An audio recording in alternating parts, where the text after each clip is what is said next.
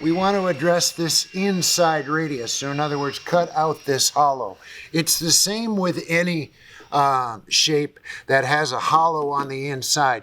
You want to tension the perimeter of the face. Do not cut this out in advance, or you have to chase this like a noodle all the way around and pull all the wrinkles. By tensioning across from edge to edge, we are now under tension here. We literally could cut out this release and this would stay, except it would curl in the tension. So there really isn't a lot of tension load inside this hollow that we're creating. But what we do have to do is address that it's a much tighter radius. So this 3-inch black plastic clip that we used around the perimeter, we can't set that into the frame at this tight radius. We can get it in certain spots. We could put it in here, or at this time we will switch to the 1-inch metal clip. This metal clip attaches a little different. We take the flat side up of your face material, and inside that jaw, those teeth, we set the clip inside. You want to be sure that you bottom out in that frame, and then we're literally going to crimp this around. The teeth on here will engage with the channel on here, and we are going to crimp this using a tool. There's a tool available. You can use a pair of pliers, but honestly, this gives you the tension that you require. Set the clip inside. It will engage in a little wire. You set it inside. Make sure your vinyl is all the way to the back of the throat, and then when you close it, you'll feel it pop and tighten onto your vinyl. This is then set inside the frame by coming in, rolling it forward, and setting it back. Now the teeth on the back side of that clip are going to engage, and we're right back to the same tension load that we do before. Deeper you push this in, the tighter that face material will become. Laying this out, seeing that this is a tight radius, I want to lay my clips out. If I put a clip directly in the center, then I'm distributing that tension load out in every direction. By offsetting it just a little bit, in my head I'm thinking I'm going to cut 2-inch strips, but here's where the frame is. The frame is way back here. So this is my clip line. This is my cut line. We're going to cut strips coming back, but we don't want to start too quickly. So we'll just cut a release to this by using an X-Acto, finding the center of the frame. Remember, the frame is way out here. We can't see that frame line, so this is the center. Once we cut a relief inside this vinyl, you can see that we're not creating or releasing any of the tension. I just cut a hole, and yet we're still under tension load. That's the significance of using the SignComp tensioning system, is that as we move and adjust, these clips will relax into that joint. Now it's just finding where is that offset of 2¼ inches so that I can set this clip into place. And that just takes a little bit of layout. We'll just proceed around the radius, trying to keep these clips at this point. They're going to be closer in the radius, and as we get further down, we'll spread the clips out to about 2 inches. But here we're trying to create this tension load in here without causing any puckers or concerns as we're pulling in. Always cut away from your face just to be secure that you're not causing any issues. And you'll notice that we're now starting to create a triangle, and these will get tighter and tighter. The entire clip may not be attached to it, but as we address this back further, and then cut them off and continue the process around the radius.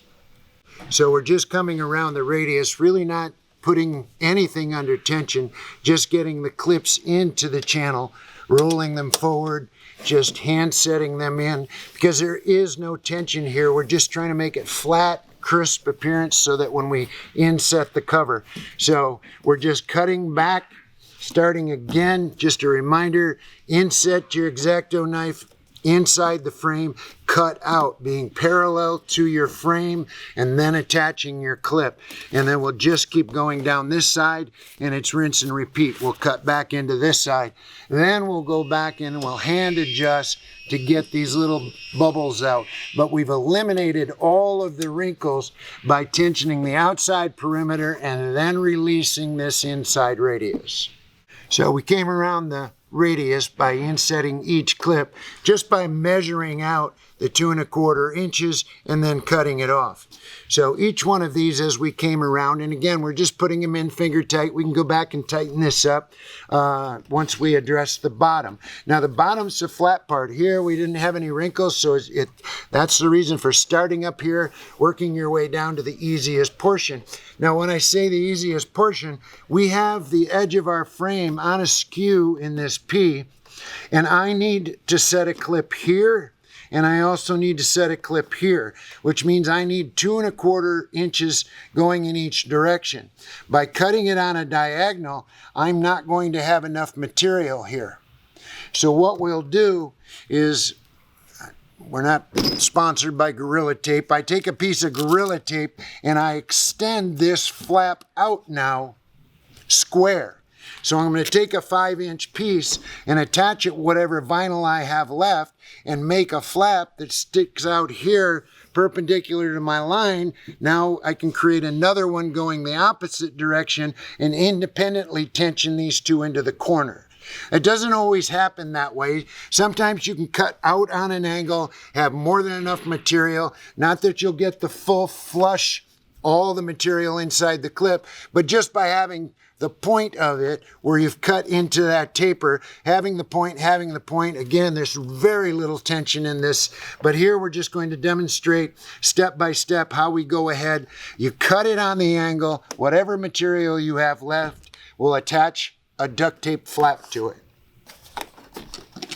So finding my corner, again, staying back just enough, trying to create room for one more clip. I want 2 1/4 inches here, and again, that leaves me shy. I only have barely 2 inches. By taking a piece of duct tape and attaching it to the underside, you want to be careful that you don't put the duct tape inside the frame, or when you light it, you will have duct tape in this area causing a shadowing concern.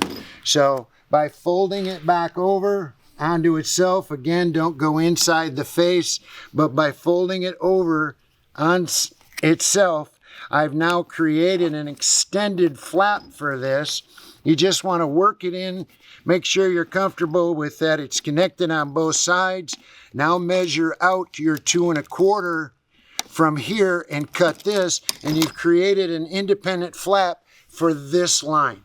We will duplicate that process going this direction, coming out the distance of the clip and attaching another flap. Then we'll have 2 independent flaps, one going this direction, one coming back on this flat side.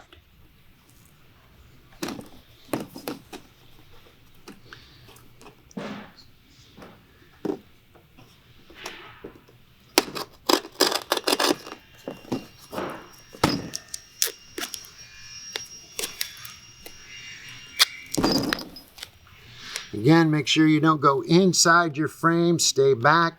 You do not want to cause a shadowing concern once you light this up and have to remove these clips. Folding it back over on itself,